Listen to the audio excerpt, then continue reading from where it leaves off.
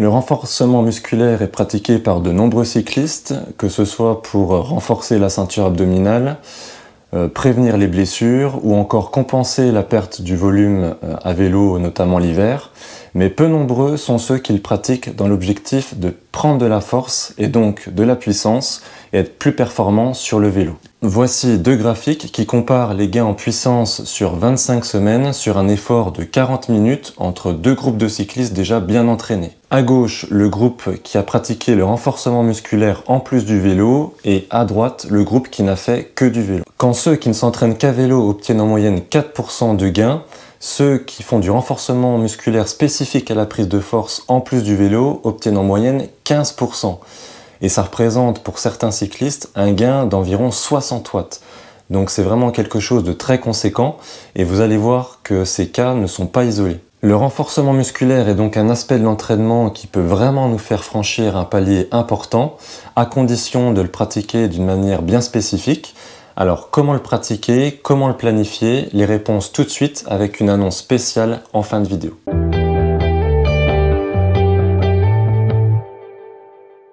Alors dans cette vidéo, bien qu'on reste dans le domaine du cyclisme, on touche davantage à la préparation physique et plus spécifiquement à la prise de force.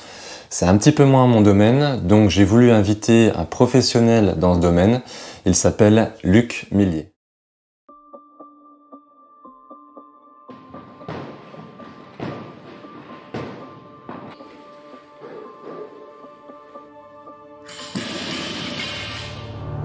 Je suis Luc Millier, head coach et owner de CrossFit Grillen à Colmar. Alors Luc, je vais déjà te laisser te présenter. Je m'appelle Luc Millier, j'ai 28 ans. Je suis co-gérant de deux salles de CrossFit en Alsace, donc CrossFit Grillen et CrossFit Tellurium.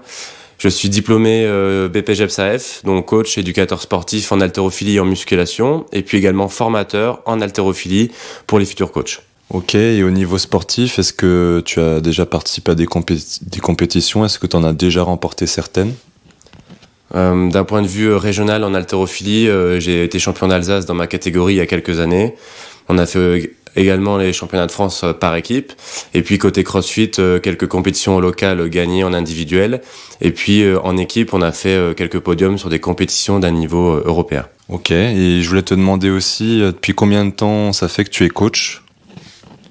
Du coup, ça fait depuis l'ouverture de la première salle, donc en 2016, donc ça fait 4 ans. Et sur ces 4 années, voilà, j'ai coaché tous les jours, donc ça fait entre 2 et 3 000 heures de coaching. Ok, 3000 heures, et bon, je suppose que t'as pas compté, mais est-ce que tu as une approximation un petit peu à peu près sur le nombre d'athlètes que tu as pu coacher? Alors par rapport à la salle CrossFit Grillen, on est au total à 1300 athlètes, plus tous les athlètes que je coach en ligne, donc oui, ça fait quelques nombres. Alors moi, personnellement, je vais commencer par vous montrer les résultats de quelques recherches sur l'efficacité du renforcement musculaire dans le domaine du cyclisme. Et puis Luc, lui, de son côté, il va nous éclairer un petit peu sur les points un peu techniques. Et puis il nous montrera aussi, il nous expliquera comment réaliser certains exercices. Et puis ce qu'il met en place, lui, de son côté, pour ses athlètes. Alors, il existe énormément d'études sur le sujet. Toutes les études récentes abondent dans le même sens sur l'efficacité du renforcement musculaire, à condition de le pratiquer d'une manière bien spécifique, et ce n'est peut-être pas le renforcement auquel vous pensez. Étude norvégienne de 2010, l'entraînement de la force maximale améliore l'économie de pédalage chez des cyclistes de niveau compétiteur. Alors, le titre fait office de conclusion. Vous le savez maintenant, l'économie de pédalage, c'est un facteur qui est déterminant dans la performance. Et plus vous êtes économe, plus vous allez vite. Étude réalisée sur 16 cyclistes, protocole de 8 semaines avec 3 séances par semaine. Séance qui consistait à réaliser 4 séries de 4 RM en demi-squat avec 3 minutes de récup. Alors, petite pause. Luc, est-ce que tu pourrais nous expliquer ce que ça veut dire que de faire 4 séries de 4 RM? Alors déjà, RM, ça veut dire répétition maximale. Donc ce qui veut dire que lorsqu'on fait un 4 RM, on a une charge, on porte une charge et on fait 4 répétitions et on ne peut pas en faire une de plus. Donc c'est-à-dire que si je voulais faire 5 répétitions, j'y arriverais pas. Du coup, c'est vraiment une charge très lourde et où je peux faire seulement 4 répétitions. Donc 4 séries de 4 RM, ça veut dire qu'en fait, la première série, j'ai une charge sur le dos, je vais pouvoir faire seulement 4 squats par exemple, et pas une de plus. lors de ma deuxième série, il est peu probable que j'arrive à refaire à nouveau 4 répétitions à la même charge puisque c'est mon 4RM. Donc, il faudra seulement diminuer un petit peu la charge et ça, au fur et à mesure des séries, pour qu'à chaque série, j'ai une charge sur laquelle je puisse faire 4 répétitions. Donc, ni 3, ni 5. Ok, donc ça veut dire que si on est sur des charges maximales, on est vraiment sur des charges lourdes et on ne travaille pas au poids du corps ou avec des charges légères comme on a souvent l'habitude de voir. Oui, donc si je fais des squats au poids du corps, là je peux en faire 100, 200, 300, je peux toujours ajouter une répétition. Là, sur un 4RM, on a une charge quasiment maximale et je peux pas faire une seule répétition, sinon je suis obligé de laisser tomber la barre ou je peux vraiment physiquement pas faire une répétition de plus. Par rapport aux résultats, outre le fait que tous les cyclistes aient explosé leur performance sur la charge qu'ils étaient capables de soulever sur un demi-squat, cette prise de force, elle s'est retrouvée aussi sur le vélo, avec une amélioration de l'économie de pédalage d'environ 5% et une amélioration du temps de soutien à PMA d'environ 20%, contre 2 et 8% pour le groupe contrôle. L'étude souligne que 5% d'économie de pédalage en plus, c'est environ 5% de performance en plus, donc c'est quelque chose de vraiment très conséquent.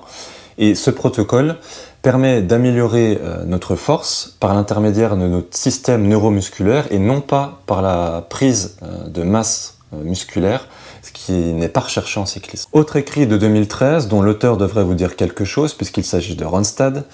Alors c'est pas vraiment une étude, c'est une revue d'un très grand nombre d'études réalisées sur le sujet du renforcement musculaire et de la prise de force sur des coureurs à pied, mais aussi des cyclistes. Ce renforcement musculaire cible à la fois le travail de pliométrie pour le développement de la force explosive, mais aussi le travail avec des charges lourdes pour le développement de la force maximale. Donc voici les résultats combinés de toutes ces études.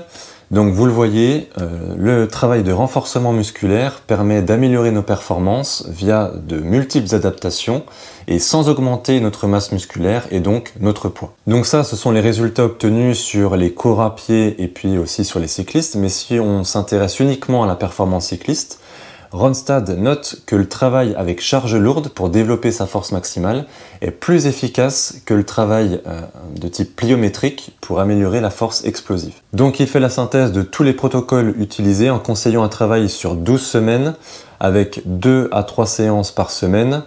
Séance qui consiste à faire 3 séries de 4 RM jusqu'à 10 RM avec 3 minutes de récupération. Et il conseille de faire simplement une séance par semaine en guise de rappel qui permet de maintenir la force acquise. Petit plus de Ronstad, c'est que pour optimiser cette prise de force maximale, il conseille de mettre le maximum de vitesse sur la phase concentrique du mouvement. Donc petite pause, est-ce que Luc, tu pourrais nous expliquer ce que ça veut dire que de mettre le maximum de vitesse sur la phase concentrique du mouvement ? Alors sur un mouvement et sur le squat notamment, il y a 2 phases dans le mouvement. Il y a la phase excentrique, donc c'est la phase où on vient descendre avec la charge, donc faire une flexion de jambe. Et la phase concentrique, c'est la phase où on va remonter. Donc vouloir mettre un maximum de vitesse dans la phase concentrique, ça veut dire que on va devoir remonter le plus vite possible. Donc juste faire attention à ne pas descendre le plus vite possible, parce que là vous allez accélérer la charge, mais une fois qu'on est en position basse, et là on veut remonter le plus vite possible. Alors il y en a certains qui sont peut-être en train de se dire ça c'est très bien pour les jeunes, c'est très bien pour ceux qui font de la compète ou qui recherchent la performance. Moi c'est peut-être pas forcément pour moi, en plus je risque peut-être de me blesser. Alors qu'est-ce que tu pourrais dire d'une part Luc à ceux qui pensent qu'il y a un âge pour pratiquer ce type d'exercice? Et puis à ceux qui pensent aussi que les risques de blessure sont peut-être plus importants aussi. Donc à CrossFit Grelais, notre adhérent le plus âgé a 62 ans, il s'appelle Victor, il est kiné et il vient entre 3 à 4 fois par semaine. Donc bien sûr, de par son passé sportif, peut-être qu'il a eu des blessures, il a quelques pathologies. Néanmoins, par exemple, moi je l'ai tous les lundis midi en coaching et on fait du squat tous les lundis. Donc du demi-squat. Donc bien sûr, Victor, lui, vient depuis 2 ans maintenant. Donc il y a eu une phase de préparation, il y a eu beaucoup de techniques, on fait beaucoup de travail de mobilité ensemble et il y a eu un réel apprentissage du mouvement. Voilà, après une fois qu'on a appris le mouvement et qu'il est fait correctement, qu'on ait 20 ans ou 50 ans, peu importe, on est capable de réaliser un squat à une amplitude selon sa force et sa mobilité. Mais lui, dans son cas, il y arrive très bien et puis il fait des séries de 5, par exemple, à la 70 kg. Donc pour appuyer ce que tu viens de dire, personnellement j'ai fait des recherches et j'ai trouvé une étude de 2011 qui compare les effets d'un protocole de 10 séries de 10 répétitions à 70% du max Donc on n'est pas sur de la charge très très lourde, mais on n'est pas non plus sur du poids du corps.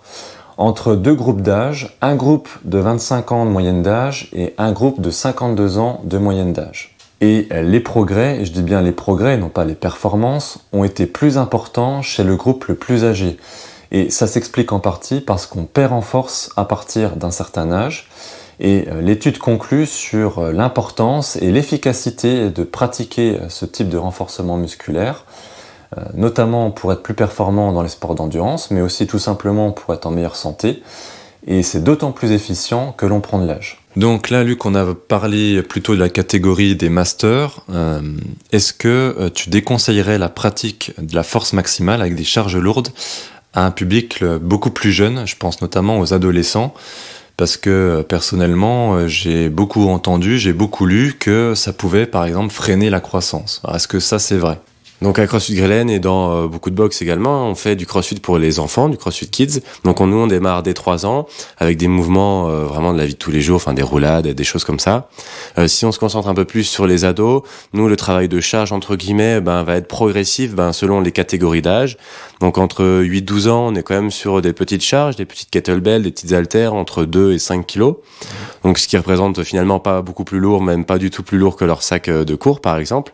On sait qu'au collège ça devient vite un peu plus lourd. Et donc à partir de 13-14 ans, si l'enfant a déjà pratiqué et que la technique est bonne, on peut commencer justement sur des cycles de force.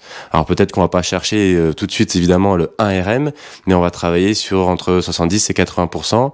Et donc on va y aller progressivement et ça va permettre de développer son système nerveux et puis également la densité osseuse depuis tout petit jusqu'à l'adolescence pour justement avoir un corps plus fort et puis éviter de se blesser dans la vie de tous les jours. Alors, autre question, on a vu différents protocoles, on a vu qu'ils ne conseillaient pas tous exactement la même chose, pas exactement le même nombre de répétitions, le même nombre de séries, pas forcément aussi le même type d'exercice. Qu'est-ce que toi, tu préconises dans l'objectif d'une prise de force chez le cycliste ? Alors avant toute chose, avant d'entamer un cycle de force, donc un cycle de force, lui, dure entre 3 et 4 semaines et pas plus, donc il y a vraiment un gros travail préparatoire. Et c'est ce qu'on trouve aussi un petit peu dans les études, c'est qu'il faut commencer avec des charges plus légères. Donc quand on dit plus légères, on va commencer entre 65 et 75%. Et donc on va faire ce qu'on appelle de l'hypertrophie sarcoplasmique. Donc là, la théorie dit, entre guillemets, que pour être dans cette hypertrophie, il faudrait faire 10 séries de 10 répétitions à 70% de la charge. Donc ça, c'est vrai. Et l'objectif de cette hypertrophie, c'est d'augmenter le volume du sarcoplasme, donc c'est le liquide dans les muscles, justement pour préparer le travail de force après. Néanmoins, donc là, 10 x 10, ça fait 100 répétitions. On peut très bien faire, par exemple, 5 séries de 10 répétitions à 70%, ce qui fait 50 répétitions, et garder, entre guillemets, ce volume de répétitions sur d'autres exercices. Pour du renforcement musculaire. Donc si on fait 5 séries 10 sur du squat, on peut faire par exemple 5 séries 10 fentes à ce même pourcentage. Et au final, on a le même volume de répétition, mais sur différents types de mouvements. Donc ça, c'est le travail préparatoire. Il y a une deuxième hypertrophie, l'hypertrophie myofibrillaire. Donc là, c'est un petit peu plus lourd, on est entre 80 et 85%, c'est juste avant la force. Là, bien sûr, les séries sont un petit peu plus courtes, on est entre 6 et 8 répétitions. Et là, l'objectif, c'est d'augmenter la taille des myofibrilles, donc des fibres musculaires. Donc tout ça, c'est ce que font beaucoup les culturistes. Ils sont beaucoup dans cette optique-là, donc c'est quand même des charges lourdes, mais pas maximales. Et l'objectif, c'est vraiment le volume musculaire. Alors, pour un cycliste, c'est pas ce qu'on recherche, donc il faut éviter d'être en hypercalorique, donc de trop manger pour vous prendre du volume musculaire. Mais cette phase préparatoire qui dure 2-3 semaines est essentielle pour monter progressivement en charge et arriver au cycle de force où on est 85, 90 et plus % par rapport à son 1 RM. Ok, donc là tu viens de nous dire qu'il fallait qu'on évite de trop manger parce qu'on était au début, en tout cas au début du cycle, sur un travail d'hypertrophie, donc qui est censé plutôt augmenter la masse musculaire. Comment tu expliques quand même que tous ces protocoles, ce que tu nous préconises, nous empêchent de prendre de la masse ? Déjà, cette phase d'hypertrophie est relativement courte, bien qu'il y ait 2 phases, ça représente 1 mois et demi maximum, et ça représente vraiment peu. Les bodybuilders, eux, font ça toute l'année, donc c'est vraiment un travail spécifique. Donc voilà, sur le fait que ce soit une période courte et qu'en plus l'alimentation ne change pas, ça vous empêchera de prendre du poids et de la masse musculaire. Et puis moi je rajouterais aussi que Ce travail de renforcement musculaire avec des charges lourdes, donc ce travail de force, ça représente une toute partie de notre volume durant l'année. Notre travail fondamental à nous, c'est de faire du vélo, donc on fait beaucoup de travail d'endurance, et ce travail de renforcement de force, ça représente une toute partie du volume. Donc en fait, on prend pas réellement de masse, on va prendre surtout de la force. Alors, autre question qui me vient à l'esprit, est-ce que avant de penser à soulever lourd, il y a des prérequis ? Oui, il y a des prérequis techniques, donc ça veut dire que le mouvement doit être quand même pratiqué avant et sans charge lourde. Donc si c'est la première fois que vous faites du squat, il faut éviter de faire tout de suite un max entre guillemets. Et donc il faut également pouvoir bouger sur une amplitude relativement grande, fonctionnelle. Donc ça veut dire qu'il faut être assez mobile. Et donc ça veut dire qu'il faut aussi s'exercer entre guillemets à s'assouplir en mouvement pour effectuer un squat entre guillemets sécuritaire. Alors soulever des charges lourdes, ça nécessite du matériel, je pense notamment au squat, ça nécessite une barre, des poids, un rack. Tout le monde n'a peut-être pas forcément la place de stocker ce matériel, alors qu'est-ce que toi tu préconises dans ce cas-là ? Donc bien sûr, entre guillemets, si on travaille la force et que ce soit le plus efficace possible, il faudra des charges. Si c'est pas le cas, c'est pas grave. On est capable de faire du renforcement musculaire et de progresser, notamment du coup en force. Et pour le vélo, même sans faire ça, ce sera peut-être pas aussi efficace, mais on pourra quand même avoir des progrès.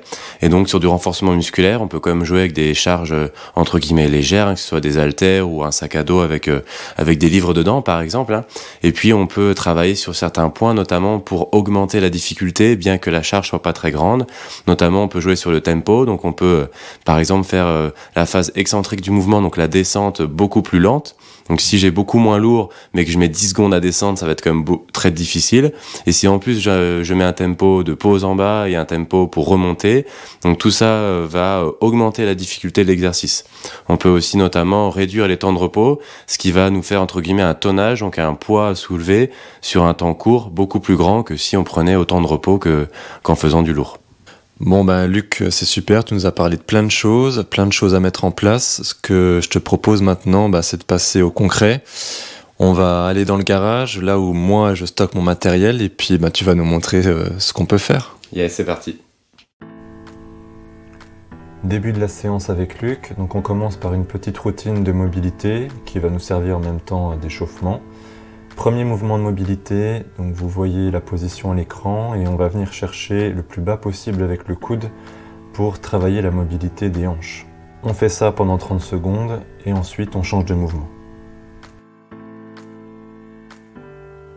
Deuxième mouvement, on vient se redresser en appui contre notre jambe sur le genou qui va permettre de travailler cette fois-ci la mobilité des chevilles. Donc encore une fois, on fait ça 30 secondes. Et puis ensuite, on refait exactement la même chose sur l'autre jambe.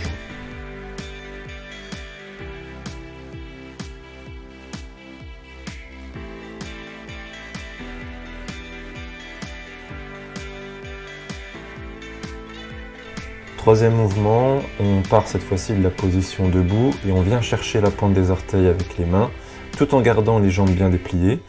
Et on vient s'asseoir, tout en gardant les bras bien tendus, comme une position de squat. On vient chercher le plus bas possible avec les fesses, tout en essayant de garder le dos le plus droit possible. Et on répète le mouvement plusieurs fois. Vous voyez que Luc est bien plus mobile que moi à ce niveau-là.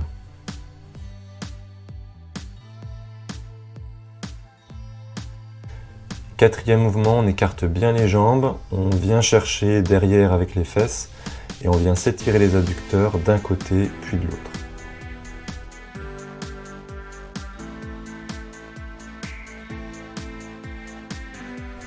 On en a terminé avec cette petite routine de mobilité qui va nous servir sur le mouvement du jour, qui est un mouvement de back squat avec la barre sur le dos. La séance du jour pour moi, c'est 5 séries de 5 répétitions en back squat à 85% de mon 1RM, c'est-à-dire la plus grosse charge que je suis capable de soulever sur une répétition. Donc ça donne aujourd'hui pour moi des répétitions à 104 kg. Alors je ne vais pas commencer ma séance directement à 104 kg, je vais déjà m'échauffer avec une première barre à 50 kg comme vous le voyez. Je vais simplement venir faire quelques répétitions, là j'en fais 5. Et puis on va augmenter la charge progressivement à 70 kg, 80, puis 90. Et ensuite j'attaquerai mes répétitions à 104 kg. Je prends le temps de bien récupérer entre chaque série, je prends 1 à 3 minutes. Ce qui compte, c'est vraiment d'attendre que le cœur redescende pour repartir bien frais sur la série suivante. Alors ce mouvement de back squat, il nécessite au préalable d'avoir un petit peu de technique. On ne se lance pas sur un tel mouvement, surtout avec des charges lourdes, sans avoir travaillé un minimum la technique. Moi, c'est ma 7e ou 8e séance, donc je commence relativement à bien maîtriser le mouvement, même s'il n'est pas encore parfait. Luc va me corriger certains défauts d'ailleurs, notamment au niveau de la respiration. Moi j'avais tendance à inspirer tout au long de la descente, alors qu'en fait il faut bloquer sa respiration avant de descendre sur le mouvement excentrique. Et on peut ensuite expirer au moment où on remonte. Pour le reste, en ce qui concerne l'écartement des jambes, c'est plutôt propre à chacun. Ce qui compte, c'est d'être confortable. Moi j'ai un écartement qui est à peu près équivalent à la largeur de mes épaules. L'angle des pieds environ 10h10. Et puis on essaye surtout de garder le dos bien droit tout au long du mouvement. Il ne faut vraiment pas s'écraser. Si on s'écrase, c'est qu'on a mis trop lourd. Quand je dis avoir le dos droit, ça ne veut pas dire qu'on doit obligatoirement avoir le dos perpendiculaire au sol, puisque la barre doit quand même pouvoir reposer sur les muscles du dos, mais ça veut dire que le dos ne doit absolument pas s'arrondir. On se pose aussi souvent la question de savoir jusqu'où est-ce qu'il faut qu'on descende avec la barre.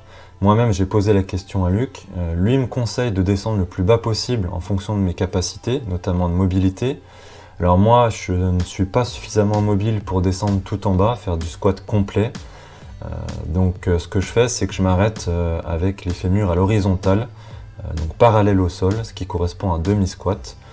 En même temps, c'est pas très dérangeant parce que c'est ce qui se rapproche le plus du mouvement du cycliste. Mais si vous pouviez descendre plus bas, ça permet en même temps de réduire la charge puisque ça devient plus difficile à soulever. Donc en même temps, on réduit aussi le risque de blessure. Moins vous êtes mobile et moins vous allez pouvoir descendre avec la barre et donc vous allez être obligé de la charger davantage, donc c'est vraiment pas l'idéal. D'où l'intérêt et l'importance de travailler sa mobilité avant chaque séance. Alors j'en termine avec mes 5 séries de back squat. Donc on a placé cet exercice-là en début de séance puisque c'est l'exercice le plus difficile, le plus sollicitant au niveau nerveux, donc on le place toujours en début de séance et on place les exercices les moins exigeants en fin de séance.